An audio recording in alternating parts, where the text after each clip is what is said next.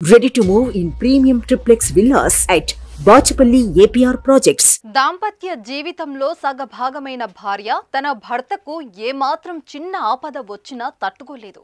తన భర్తను పరాయి వారు కనీసం ఒక్క మాట అంటే ఊరుకోరు. తాను పస్తులు ఉండి అయినా భర్త కడుపు నింపాలి అనుకునే భార్యలున్నారు. అయితే భర్తలపై ఎంత ప్రేమ కురిపించే భార్యలు ఇప్పుడు క్రమంగా కనుమరుగవుతున్నారు. ప్రేమ, కరుణ, జాలి అనే పదాలను మర్చిపోతున్నారు. పరాయి సుఖం కోసం పాపిష్టి పనులు చేస్తున్నారు.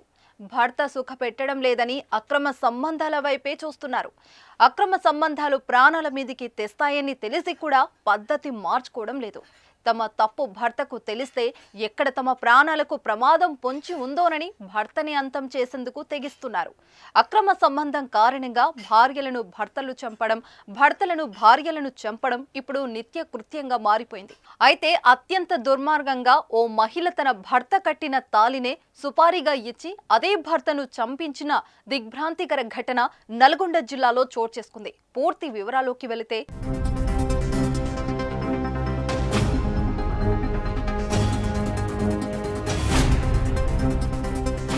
నల్గొండ జిల్లా కట్టంగూరుకు చెందిన ఈశ్వర్కు సూర్యాపేట జిల్లా టేకుమట్ల చెందిన నవ్యతో 2015లో వివాహమైంది. వీరికి 2 సంతానం. కొద్ది రోజులు సఖ్యతగా ఉన్న వీరి కాపురంలోకి అక్రమ సంబంధం చిచ్చుపెట్టింది. మద్యం దుకాణంలో పనిచేస్తూ ఇంటి పక్కనే ఉంటున్న సతీష్ అనే యువకుడితో నవ్యకు అక్రమ సంబంధం ఏర్పడింది. ఈ విషయం తెలుసుకున్న ఈశ్వర్ పలుమార్లు నవ్య సతీష్ ను మందలించాడు. లెక్క చేయని వారు తమ అనైతిక బంధాన్ని కొనసాగిస్తూనే ఉన్నారు. పలుమార్లు గొడవలు జరిగాయి. నవ్యను పుట్టింటికి కూడా పంపించేశాడు. కానీ పెద్ద మనుషులు పంచాయతీ పెట్టి రాజీ కుదించారు. తిరిగి కాపురానికి వచ్చిన నవ్య పద్ధతి మార్చుకోలేదు. సతీష్తో సంబంధం కొనసాగుతూనే ఉంది. దీంతో కోపోద్రిక్తుడైన ఈశ్వర్ ఈసారి స్ట్రాంగ్ వార్నింగ్ ఇచ్చాడు. భయపడిన నవ్య సతీష్తో కలిసి ఈశ్వర్ అడ్డు తొలగించుకునేందుకు దారుణమైన మర్డర్ ప్లాన్ వేసింది. అందుకోసం తనకు రక్షణగా ఉండటం కోసం తన భర్త కట్టిన తాలినే తాకట్టు పెట్టి వచ్చిన డబ్బులతో కిరాయి మనుషులకు సుపారీ ఇచ్చింది. తాలిబొట్టు చైన్తో వచ్చిన 2 లక్షల రూపాయలు తీసుకున్న సతీష్ తన దూరపు బంధువైన వీరస్వామిని ఆశ్రయించాడు. ఎలాగైనా ఈశ్వర్ను అంతం చేయాలని కోరారు. ఇందుకోసం 2 లక్షల రూపాయలకు డీల్ కుదుర్చుకున్నాడు. మిర్యాలగూడకు చెందిన ధనావత్ హనుమంత నాయక్ సాయిలను సంప్రదించాడు. వారికి 40,000 ఇచ్చేలా ఒప్పందం చేసుకున్నాడు.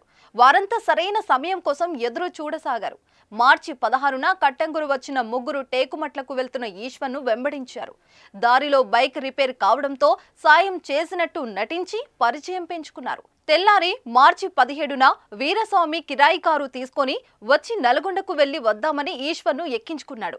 వీరికి నల్గొండ బస్టాండ్లో హనుమనాయక్ సాయిలు యాడయ్యాడు. నలుగురు కలిసి కారులో కట్టంగూరు వైపు వెళ్తుండగా ముందు కూర్చున్న ఈశ్వర్ను వెనుక నుంచి 2 వ్యక్తులు తాడుతో బిగించి ప్రాణాలు తీశారు. తర్వాత పాడుబడిన బావి కోసం వెతుకుతూ తిప్పర్తి మండలం అనిశెట్టి దుంపలపల్లి దగ్గర ఓ బావిలో మృతదేహాన్ని పడివేసి పారిపోయారు. ప్లాన్ ప్రకారం వీరస్వామికి ఇవ్వాల్సిన 2 లక్షలు ఇచ్చాడు సతీష్.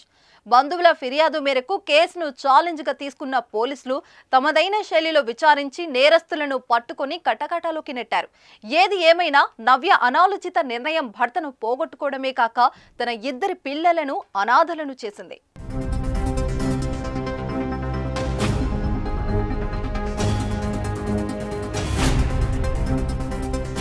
సుమన్ టీవీలో మీ పర్సనల్ అండ్ బిజినెస్ ప్రమోషన్స్ కోసం కింది నెంబర్కి కాంటాక్ట్ చేయండి.